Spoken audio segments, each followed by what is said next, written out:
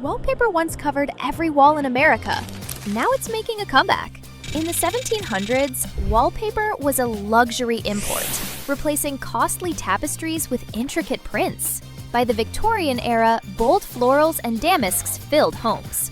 One of the most famous wallpaper stories comes from France in the 18th century. The Gobelins factory produced hand-painted scenic wallpapers that transformed rooms into immersive landscapes. Guests could feel as if they were strolling through forests, rivers, and exotic cities without ever leaving the house. Wallpaper wasn't just decoration, it was storytelling on the walls. Today, wallpaper offers unmatched versatility.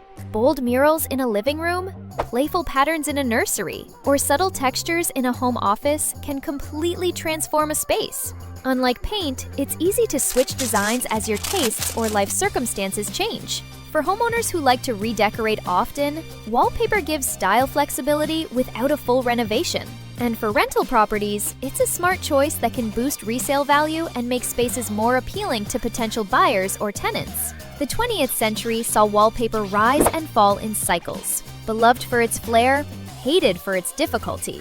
By the 1990s, it was out. But today, murals, bold prints, and peel-and-stick rolls make it Instagram famous again. Because even trends that fade can come back stronger. And when design balances style with practicality, it adds joy and value to every room.